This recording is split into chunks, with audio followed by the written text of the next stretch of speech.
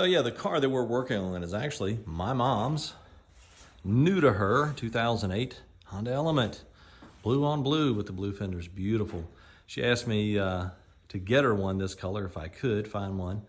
She had seen me working on one in the shop, so yeah, I got her one. We got her one, and you know, she saved her money for whatever. She got her one, paid cash for it. It's a nice, clean Element. Actually, it's a little dirtier now than when we bought it because they've been going up and down a dirt road with it.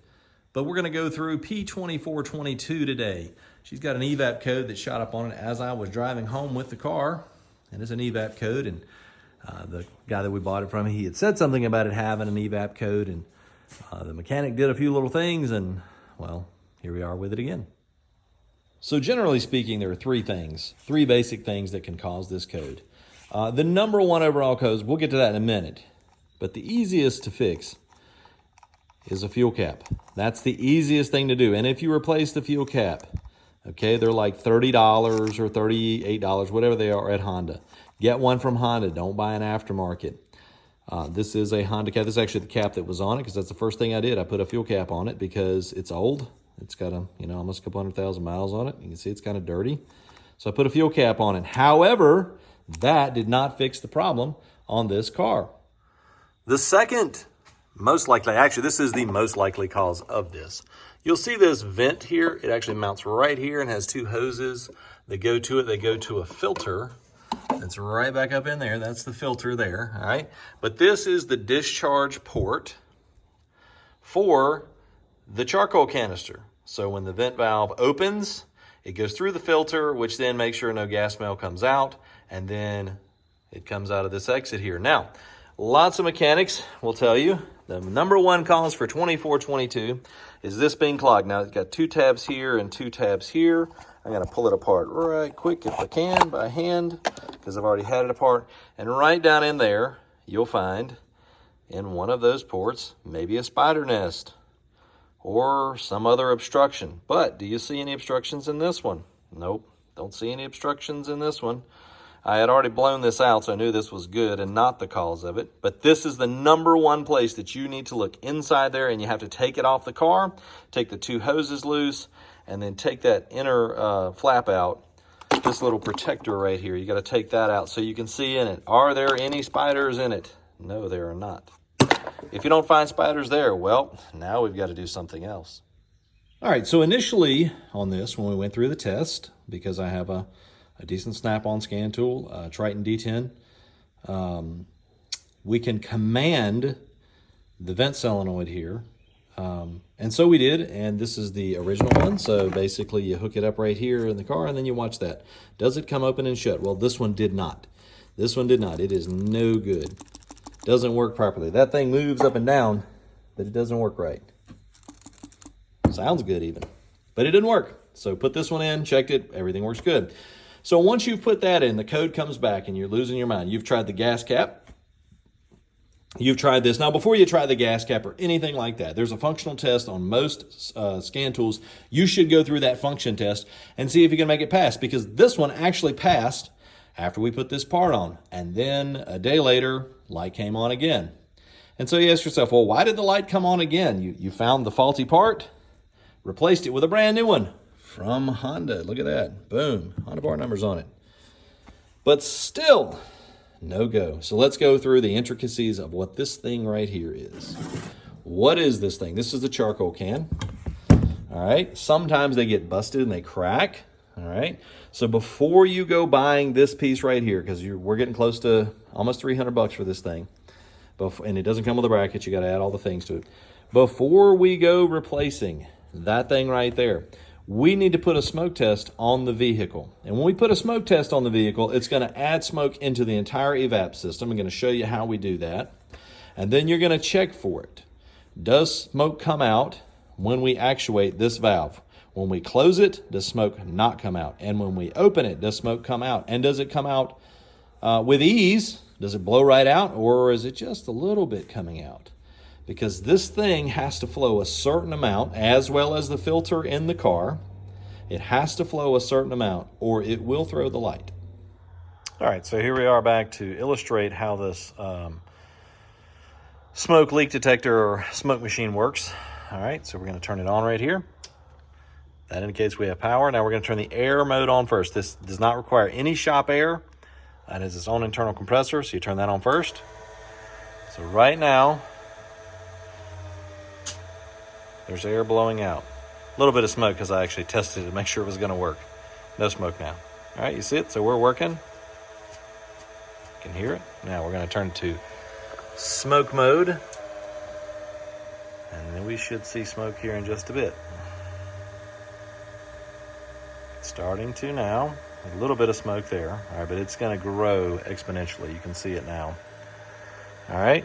Then we would put this into the intake track in here, or, you know, we could put it in there. It ain't going to come out nowhere because it's just going to come right back out because that doesn't go anywhere. But you understand, we were actually putting it into fitting back there. And you see all the smoke it's making. It makes a lot of smoke.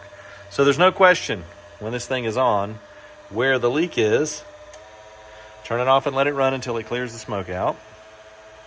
That's how I usually do these. Just let it go until it clears the smoke out on the air. You really need one of these if you're going to figure out what's wrong with your EVAP system, because if we had a broken line back there or anything else leaking, the only way to find it is with a smoke tester that I know of. I mean, you can go through the functionality test in the tool. That's what I did for the most part for the first part of this repair. And it passed the function test multiple times. And then take it on the road and it would fail. So yeah, here we are.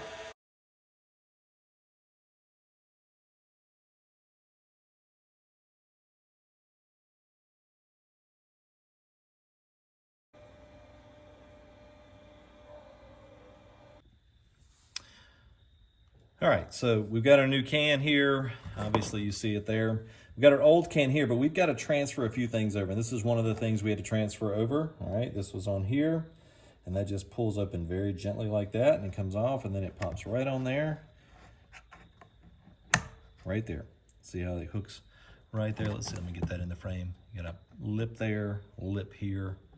It's got to click over that lip, and you heard it click. There it is, it's on. That's our quick connect for that end. All right, there's no O-ring on this. That's just a quick connect on the other end, all right? But then we have this sensor here, all right? And I've already pulled this one apart, but I want you to see this, all right? This little gray thing here slides in right there, all right? So what I did was I flipped this up on the side, took the screwdriver, flatty, pushed back in here and pushed the tabs in very gently, both from the rear. And that pushes this forward just a minute amount. And then I walked up in here and pulled it the rest of the way out with a screwdriver. And then this, you have to wiggle it up and out. And then it's got an O-ring on it that you're gonna have to replace right there. Now, Honda does include, in this little bag that comes in the box, the tiny O-ring for that. So we're gonna install that. They also include a vent valve O-ring in the box, all right? And if ours wasn't brand new, if this buddy right here wasn't brand new, we'd be putting that on there. So we're gonna put this on, put the O-ring on, then we're gonna put it all back together. So I'm just gonna do that right now while y'all watch. Doing it off screen, so please don't judge. I've just gotta pick and I gotta be able to see it. All right, so there's the old O-ring. Get the new one. Try not to let go of it and lose it on the shop floor. That would be horrible. There we go, rolled it on. I did clean that surface before I put the new one on there. I wiped it off with my shirt. You couldn't see that, but I did. All right, so now this has to go down into there. There is a few things out there that say don't oil these up. Do not oil them up. Well, it makes it a lot easier to get it down in there if you oil it up. But it says not to oil it, so I'm not gonna oil it. Now there are grooves down in there that you've gotta hit. So we're gonna pick this thing up and make this thing hit as best we can. And if you look here, let's see if I can get it in the frame. You see the notches on the corners there? We've gotta line up with that or it'll never go in. Got to line up with that or it never goes in. All right, so you see now that it's installed now. So you see it, all right? The deal was I had to get just the tiniest amount, the absolute tiniest amount of grease to get that on there. And I heard something rattling around while I was doing that, and it was this: don't lose the clip, okay? You need the clip, all right? So now we're gonna take our little, what I call an H clip, it looks like an H. Gonna stick it right down in there while this is pressed in.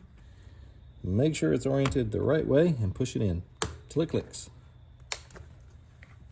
Oh, we're not all the way in yet, almost. There we go. Now we're all the way in. It's imperative that that's pushed all the way in because that's what retains this pressure sensor. Boom, locked in perfect. All right, so the last thing we've got to do, you got your bracket here that mates it to the car, all right? Held on by these 12 millimeter nuts. Take the nuts off, all right? Then you're gonna take your bracket off, lay it over to the side. Then you're gonna see these studs. You're gonna be like me, well, how do those things come out? Should I put a nut on here and try to pry? Well, no, you shouldn't. That's not what you should do. If you look on the back side, you'll actually see the back of that nut because I was thinking, wow, they didn't provide it over here. Why didn't they provide if it was made for it? Well, it's not made in. They knock out. So then we stand this up. This is the rear one. And you'll see right in the back there. It just slides right in, just like that. And then we're going to take our little prying tool here and we're going to knock it through. All right, there's one, and then the other. Put it through. Same thing, just going to tap it in. Tapped in, and there they are. There are our studs. So we'll take our bracket, sit it right back down on there. Two 12 millimeter nuts. Hard working in gloves sometimes. I usually like, if you see me, I'm usually in blue gloves. I've got these on today because, well, I just felt like wearing gloves. Pick up our handy dandy Milwaukee ratchet, because that's the kind I use in the shop here. We're going to tighten it up.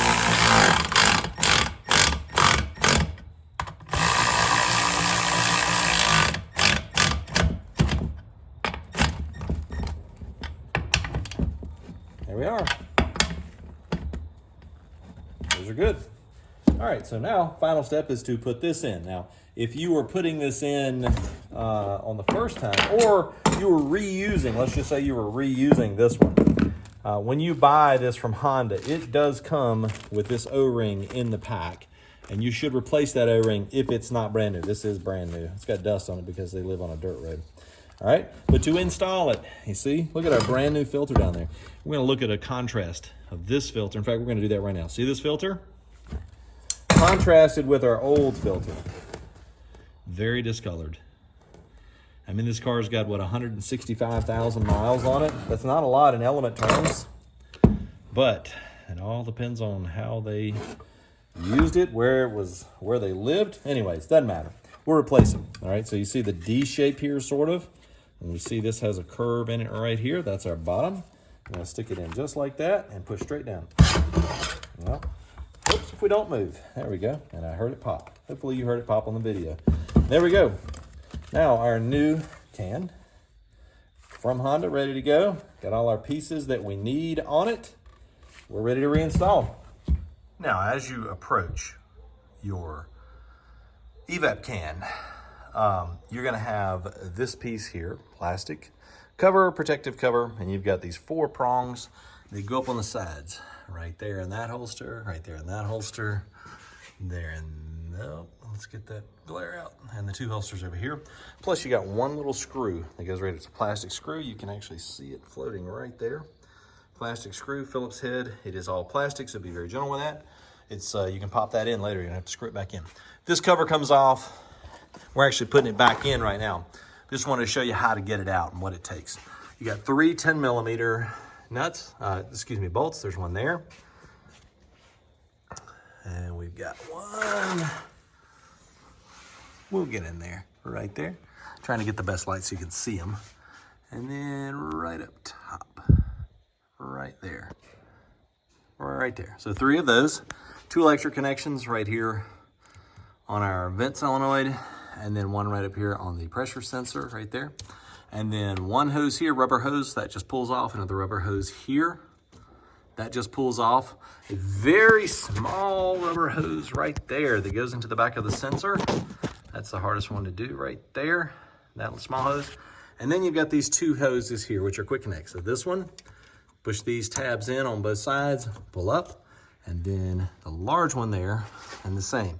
Push in on the side tabs, pull up, it comes out. All right, so that is all the connections to get this out or to put it back in. When I do put it back in, I connect that little tiny one in there first. Can't even hardly see it right here. I need to get up in there. The little tiny one right there. I connect it first and then attach it up there in this little holster it has. And then I go for the big one, big quick connect, little quick connect, and then the extra rubber hoses. And then I put my 10mm nuts in. I usually put this one in first. Kind of holds it up for you. Once you've got a couple of these rubber hoses connected, it'll hold up and you can put the rest of it together. But yeah, that's it. How to get it in or out. Now we're gonna... All right, so we've got our rock guard, our plastic shield back in place. You might be asking, well, what are the toughest parts of this? What are the hardest parts of getting this out? A, being on the ground, okay? Being on the ground and doing this, you're gonna have to get it up onto jack stands or up on the ramps or on the lift here in the shop. All right, that's number one. Number two, this guard, okay? It can be a pain. You have to push these tabs in right here and then pull down. And sometimes they actually go through like too far, so they hang up. Once you get them to work like these are working, they'll come loose. And then they just push up. I actually bent that one over. Look at me trying to break the thing here. Lovely. There we go. Just be careful with those tabs, will pop off. All right, and that's all that holds it on. You got 1, 2, 3 way up in there you can't see, and then 4 right up there. And then there's that lone screw. Boy, we can't get that thing into focus, can we? Yeah, we can, right there. Now this needs to be on here because it protects the wiring from the drive shaft and the rear differential assembly. So you need that to be there. You need it there. So make sure you put it back. Number 3 hardest thing is gonna be the 2 quick connect hoses in here. The larger of the 2 can be difficult to get loose. Just be patient with it. You don't wanna rip that line. If you do, then you're gonna be chasing your tail because you may have actually fixed the problem, but created another problem in a leak. Before, we only had a trickle of smoke coming out. And you can see right there, coming out of the end of the vent. It is putting out a nice batch of smoke right now.